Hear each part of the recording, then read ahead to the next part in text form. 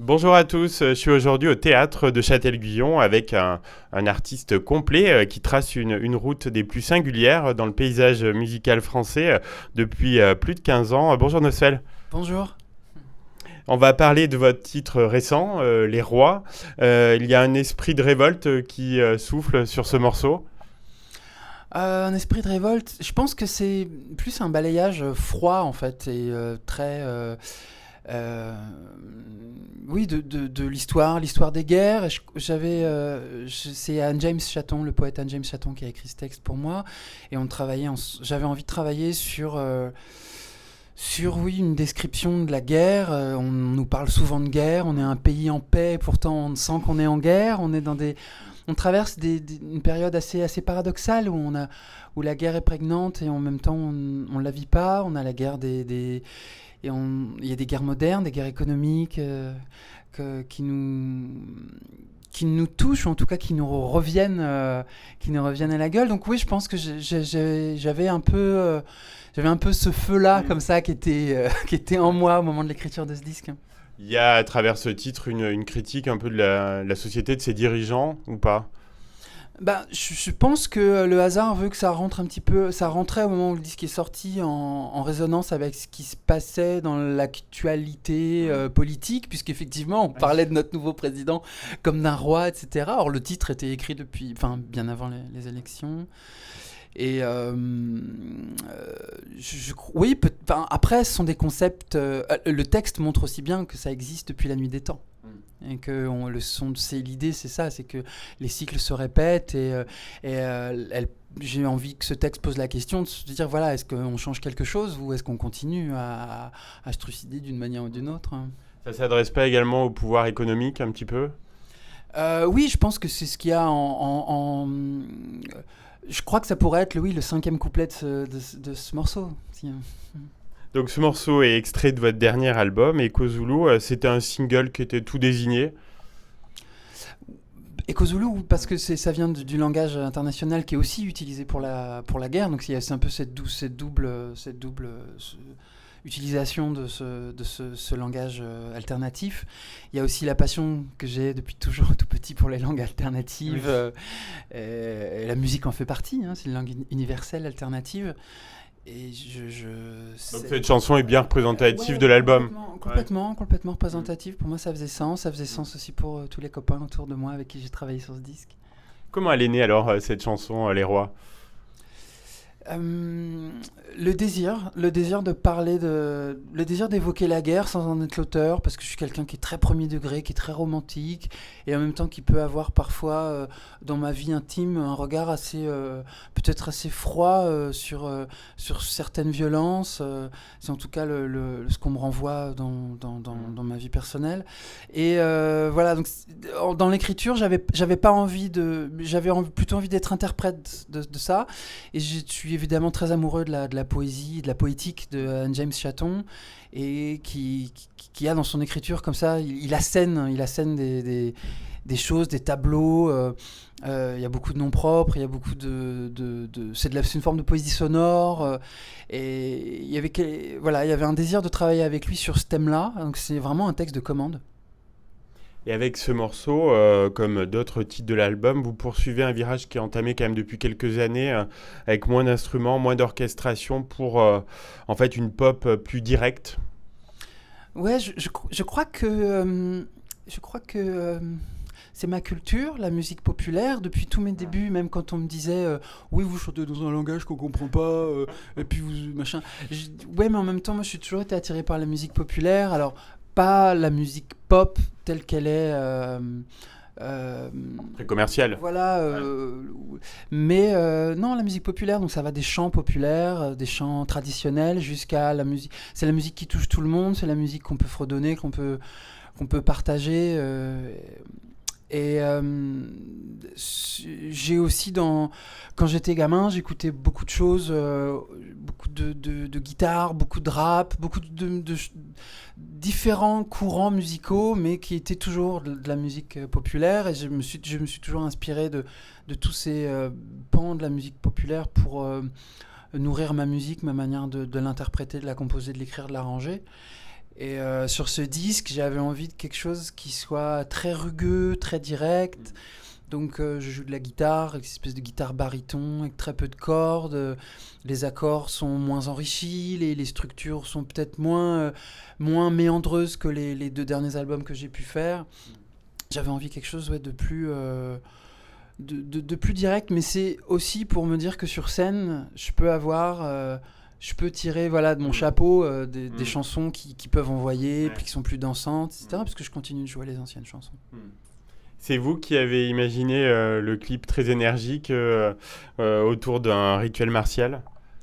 Oui, alors j'avais envie de ça. Ouais. Et le réalisateur, lui, ce qui l'a inspiré, c'est une espèce de... Alors tout à l'heure, on parlait d'un éventuel 5e couplet qui serait... qui décrirait les guerres, les blocus, les guerres économiques, etc. Et lui, il a plutôt interprété le 5e couplet, qui serait un couplet visuel, comme une espèce d'ambiance post-apocalyptique, années 80, voilà, avec cette danse rituelle, et puis ce trône un peu dérisoire. Et l'idée, c'est qu'on est dans une forme de prison mentale, finalement, puisque on comprend qu'ils vont chacun aller l'un après l'autre sur le trône et puis se refaire une espèce de rituel.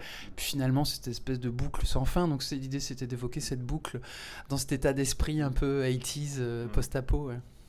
Alors votre album Echo Zulu, c'est un album concept autour de l'histoire d'une jeune femme, si je crois bien. Oui, alors c'est un peu le fil rouge. J'ai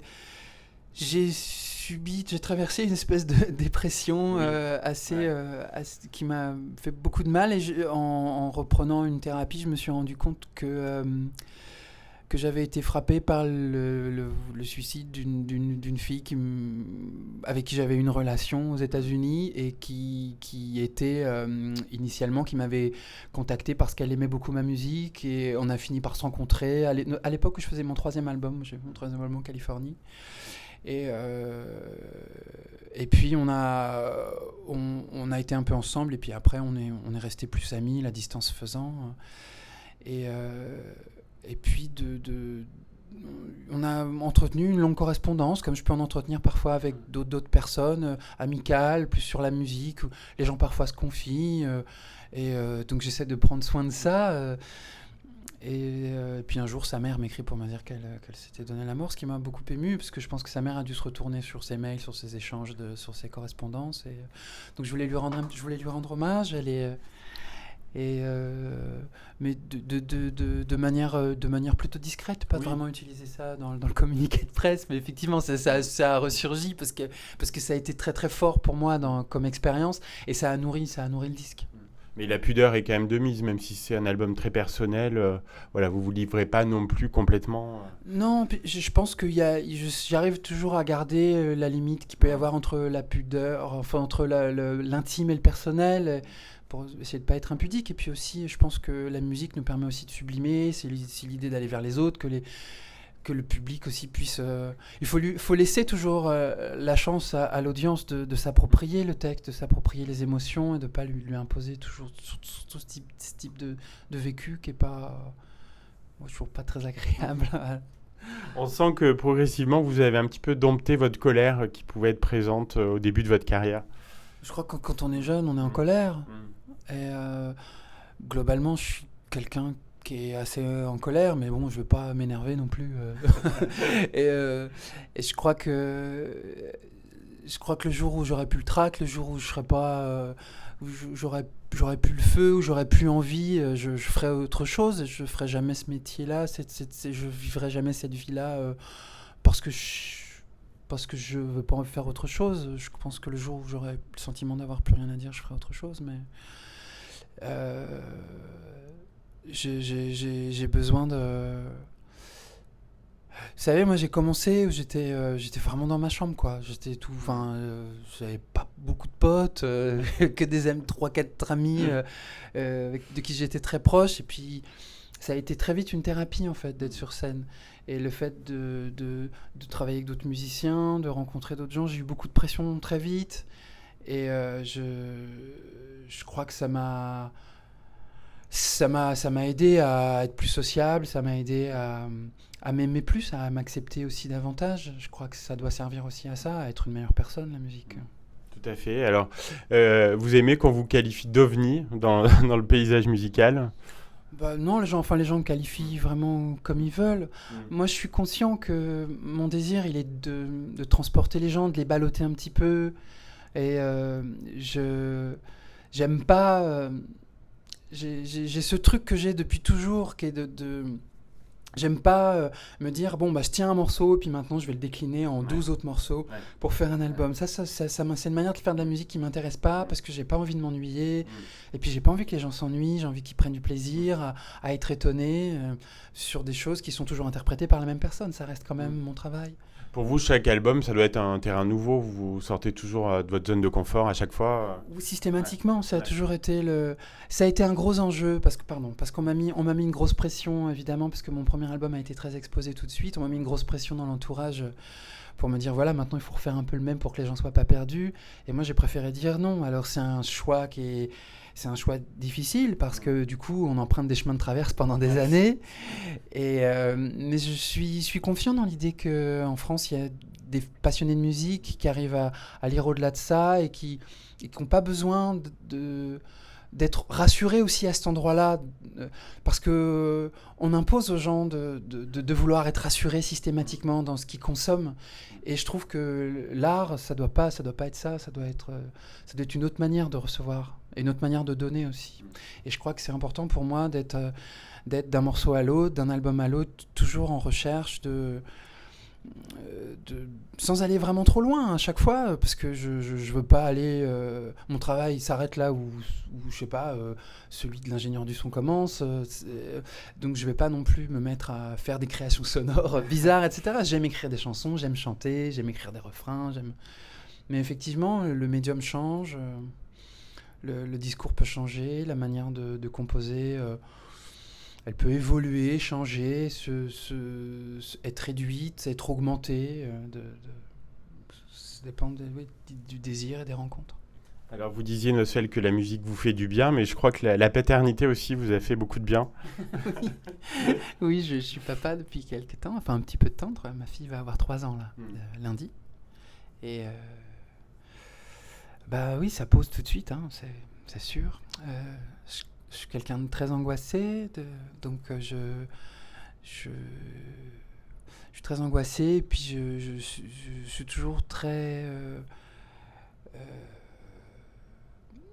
très angoissé pour les enfants, donc j'essaye de faire en sorte que ma fille ressente pas ça, qu'elle soit toujours dans un environnement très doux, très calme, d'écoute. Je crois que ça se passe bien. Mais ça a été un gros challenge. Moi, je voulais pas d'enfant parce que moi, je fais partie des gens on est nombreux, hein, qui ont été maltraités petits, et du coup, j'ai peur que les choses se répètent, et donc ça m'angoisse beaucoup, mais c'est une grande leçon de vie, effectivement, d'avoir un enfant dans sa vie et d'avoir cette responsabilité-là. Euh, on a un instinct de survie et de protection qui est peut-être décuplé, donc je pense qu'il faut réussir à faire attention. Donc ouais, ça me permet de m'équilibrer, de prendre soin, d'avoir à prendre soin de ce petit être. Dernière question, Noswell, est-ce que vous pouvez nous dévoiler vos projets dans les prochaines semaines? Oui, il y a... j'écris un seul en scène, donc qui est pas vraiment un solo comme ce que je vais jouer ce soir, mais qui est plutôt un spectacle où il y aura de l'adresse, de la musique, de la danse. Donc c'est une autre manière d'aborder le plateau que je vais essayer de proposer. Donc là, on est en production de ça. C'est pas encore bien solide comme production, mais il y a déjà de l'intérêt parmi les scènes nationales. Donc je croise les doigts. Et puis je viens de finir aussi l'écriture d'une pièce pour 8 musiciens. Il y a une dizaine d'années, j'avais écrit un opéra qui s'appelle Le Lacovelli, qui était un livre-disque. Et là, c'est un peu la deuxième partie qui sera plus axée sur cette langue inventée qui me vient de mon père, dans laquelle j'ai beaucoup chanté dans le passé. Donc là, c'est un opéra entier qui est chanté dans cette langue, et puis avec un livret bien augmenté. Donc ça, voilà, beaucoup d'éléments, beaucoup de pistes. C'est vraiment un livre-objet dont je suis assez fier. On a bien travaillé là-dessus. Eh bien, on suivra ça avec intérêt. On va écouter tout de suite Les Rois et puis on vous dit à bientôt, Nosfell, pour l'histoire d'une nouvelle chanson. Merci, avec plaisir, merci.